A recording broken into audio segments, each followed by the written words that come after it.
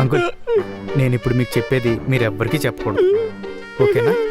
అలాగే మదన్కి రేపు పొద్దున్నే ఏమైనా ప్రాబ్లం వస్తే మీరే సపోర్ట్గా ఉండాలి. ఇప్పుడు మీకు ఇదంతా చెప్పిన తర్వాత కూడా మీరు రుక్మిణితో నవ్వుతూనే మాట్లాడాలి, ఏంటి? సరేనా? అలాగే నవ్వుతూనే మాట్లాడతాను, మీరు చెప్పండి సార్. ఇప్పుడు ఏంటంటే రుక్మిణి బయటకు అలా కనిపిస్తుంది కానీ పచ్చి బూతులు మాట్లాడుతుంది అంకుల్. రుక్మిణి బూతులు మాట్లాడుతుందా? అంటే బూతులు అంటే అంకుల్ ఏదో క్లోజ్ ఫ్రెండ్స్ దగ్గర బాగా ఫ్రస్ట్రేషన్ లో ఉన్నప్పుడు వాడుతుంటది, దాంట్లో ప్రాబ్లం ఏముంది అంకుల్? మరి మీ మమ్మీని సాడిస్టు కోపిస్టు అన్నారు. ఇప్పుడు నువ్వు ఆయన గురించి కూడా ఎంక్వైరీ చేసావనుకో, ఆయన గురించి కూడా నీకు చాలా తెలుస్తాయి. ఏమిటవి? నువ్వు ఉండు, నేను చెప్తాను కదా అంకుల్కి. అంకుల్ ఆయన కూడా మీలాగే ప్రిన్సిపల్, కాకపోతే ఆయన పరమ సాడిస్టు కోపిస్టు, ఎప్పుడు డిసిప్లిన్ డిసిప్లిన్ అని మొహమ్మద్ మాడిపోయినట్టు పెడుతుంటాడు. స్కూల్లో అయ్యా చెప్పింది. అంటే అంకుల్ ఈడికి చెప్తా, స్కూల్లో అలానే ఉంటారు భయ్యా. రుక్మిణి ఎలాగైతే అడ్జస్ట్ అయిందో నేను కూడా అలాగే అడ్జస్ట్ అవుతాను, దాంట్లో నాకేం ప్రాబ్లం లేదు అంకుల్.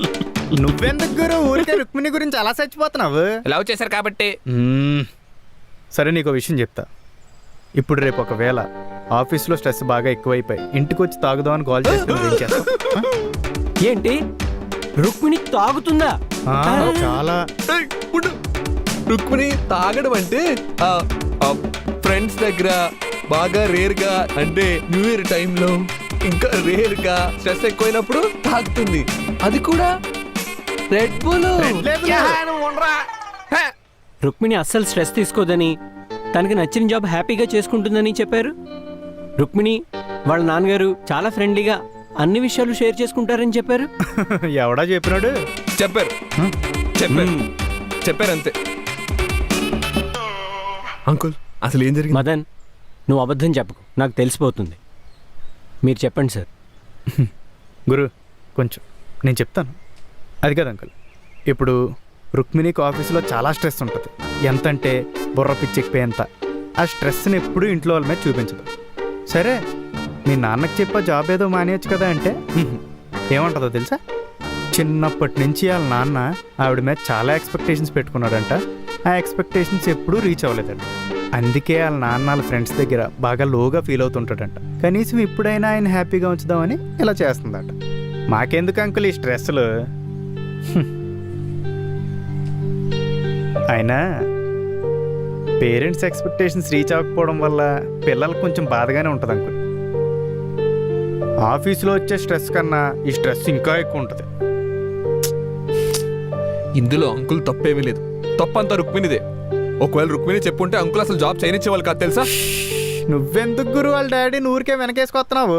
నువ్వు ఉండు అంకుల్, ఒకసారి ఇటు రండి. మీకే గనక ఓ కొడుకుండి రుక్మిణి అంటే అమ్మాయికి ఇచ్చి పెళ్లి చేద్దాం అనుకుంటే చేస్తారా?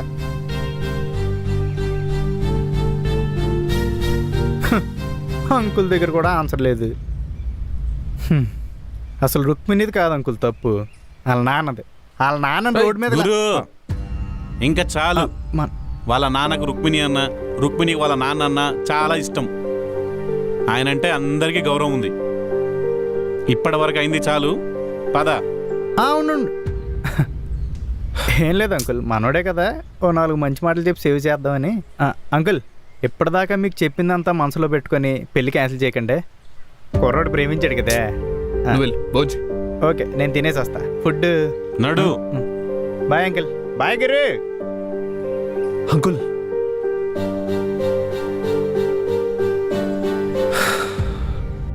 అంకుల్ ఇప్పుడు జరిగిందంతా మీరు పట్టించుకోకున్నప్పుడు రుక్మిణిని మీరు చాలా బాగా పెంచారు. రుక్మిణి గురించి విషయాలన్నీ నాకు ముందే తెలుసు అంకుల్. నేను తను నమ్మాను, తను కూడా నన్ను నమ్మింది. ఇప్పుడు మీ వంతు నేను చెప్పను, నేను మారుతున్నాను అంకుల్. ఇది మాత్రమే నిజమని చెప్తాను, నా మీద నమ్మకం ఉంచు. నాన్నగారు, నాన్నగారు, తలుపు తీయండి నాన్నగారు. రుక్మిణి ఏమైంది? నాన్నగారు లోపలికి తలుపేసుకుని చాలాసేపు అయింది.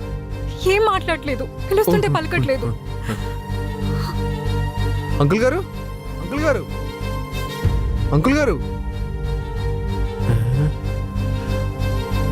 మావయ్య గారు. అల్లుడు గారు చెప్పండి.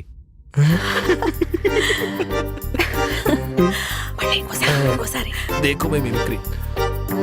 మావయ్య గారు, మావయ్య గారు. అల్లుడు గారు వినబడట్లేదు, చెప్పండి. ఎలా చెప్పు. మా అన్నయ్యదంతా మనమే చేసాం.